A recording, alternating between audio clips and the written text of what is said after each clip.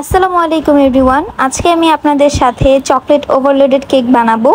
এটা 4 পাউন্ডের একটা চকলেট ওভারলোডেড কেক। আমি জানি না আজকের কেকের ডেকোরেশনটা আমি কোন পেজের আপুর করা কেকটা রিক্রিয়েট করছি, তবে কেকটা সত্যি অনেক বেশি সুন্দর এবং খুবই লোভনীয় ছিল। আমার বানানোর পর একদমই দিতে করছিল না কাস্টমারকে, কিন্তু কাস্টমার কেক দিতে তো অবশ্যই হবে।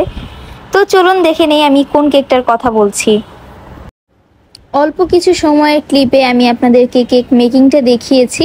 এখন আমি কেকটাকে বেক করে নিব অ্যারাউন্ড 10 ইঞ্চি সাইজের একটা মোল্ডে। কেকটা খুবই বড় ছিল সাইজে। যখন আমি কেকটা ডেকোরেশন করব, আপনার টার্ন টেবিলটা দেখলেই বুঝতে পারবেন যে কেকের সাইজটা কতটা বড়।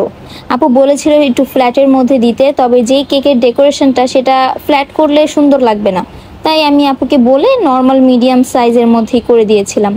তো আগে থেকে আমি আমার ওভেনটাকে 10 মিনিটের জন্য প্রিহিট করে রেখেছিলাম। এখন আমি কেকের মোল্ডটা দিয়ে কেকটা বেক করে নিচ্ছি 35 মিনিটসের জন্য। খুব একটা সময় লাগে না ইলেকট্রিক ওভেনে।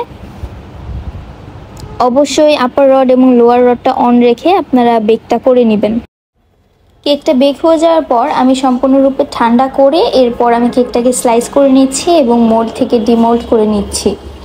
গরম থাকা অবস্থায় এই কাজটা করা যাবে না, তাহলে কিন্তু কেকটা ভেঙে যাবে। একটু ঠান্ডা হতে দিবেন, তারপর আপনারা ডিমোল্ড করে নেবেন।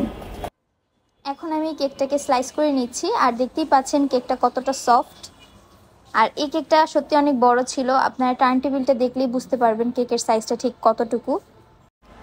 তো চলুন এখন আমরা কেকটাকে অ্যাসেম্বল করে নেই। যেহেতু স্পঞ্জ কেক, তাই এখানে আমাদের অবশ্যই সুগার সিরাপ ইউজ করতে হবে। এর জন্য প্রথমে আমি সুগার সিরাপ দিয়ে নিয়েছি। এরপর আমি দিয়ে দিচ্ছি চকলেট গানাশ। এটা খুবই থিন একটা চকলেট গানাশ। লেয়ারিংয়ের ক্ষেত্রে খুব একটা ভারী গানাশ দিতে হয় না, খুবই লাইট একটা গানাশ দিবেন। এরপর আমি এখানে খুবই চকলেটি করে বানানো একটা চকলেট ক্রিম দিয়ে দিচ্ছি। এটা স্পেশাল অর্ডারের ক্ষেত্রে আমরা ক্রিমটা স্পেশাল করে বানাই। অর্ডার করার সময় প্লিজ আপনার মেনশন করে দিবেন আপনার রেগুলার কেকটা নিতে যাচ্ছেন নাকি প্রিমিয়াম কেকটা নিতে যাচ্ছেন। ক্রিমের উপর আমি আবারও চকলেট গানাশ দিয়ে একটু লেবেল করে দিয়েছি। এরপর আমি কেকের আরেকটা লেয়ার বসিয়ে একইভাবে সেম প্রসেসটা কন্টিনিউ করে যাব। আর এই কেকটা আপু বেশ খানিকটা দূর থেকেই অর্ডার করেছিল এবং আপুর রেকমেন্ডেশন ছিল যে কেকের মধ্যে আমি খুব একটা ডার্ক কোনো বেস কেক দিব না, আর ক্রিমের পরিমাণটা ব্যালেন্স করে দিতে বলেছিল। ফুল ক্লিপ আপনাদের সাথে আমি আজকে শেয়ার করলাম না, কারণ ভিডিওটা অনেক বেশি বড় হয়ে যায়।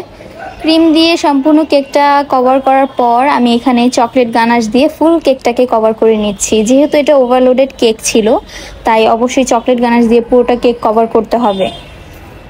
আর চকলেট গানাশ বানানোর একটা রেশিও আমি বলে দিচ্ছি, সেটা হচ্ছে আপনারা যদি 100 গ্রাম চকলেট নেন, সাপোজ ধরেন আপনারা 100 গ্রাম চকলেট নিয়েছেন, সেক্ষেত্রে আপনারা হুইপ ক্রিম অ্যাড করবেন 100 গ্রাম। মানে হচ্ছে 1:1 রেশিওতে আপনার চকলেট গানাশটা বানিয়ে নেবেন। যখন আপনারা কেকটাকে কভার করবেন, পুরোটা কেক কভার করবেন চকলেট গানাশ দিয়ে, তখন লেয়ারিংয়ের ক্ষেত্রে আপনারা একটু পাতলা গানাশও দিতে পারবেন, সেক্ষেত্রে কোনো সমস্যা নেই।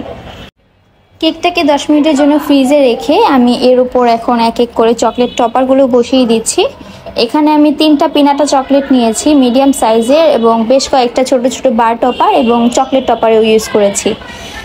এছাড়া চকলেট চিপস দিয়েছি, গোল্ডেন লিফ পেপার দিয়েছি, ছোট ছোট ইমোজি চকলেটসগুলো দিয়েছি। মানে কেকের রেফারেন্স পিকচারে যেরকম ছিল এক্স্যাক্টলি সেমভাবেই বানিয়ে দিয়েছি।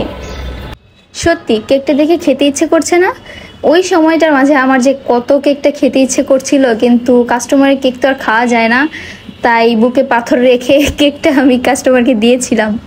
যদিও আমরা যারা কেকের বিজনেস করি তারা তেমন একটা কেক খাওয়ার সুযোগ পাই না, কারণ কাস্টমারদের জন্য বানিয়ে আমরা আসলে শেষ করতে পারি না, এই জন্য আর কি তেমন একটা কেক খাওয়াও হয় না। আর মাঝে মধ্যে চকলেট কেকের জন্য একটু ক্রেভিংস হয় আমাদের, তখন আর কি ছোট করে একটা কেক আমরা বানিয়ে ফেলি।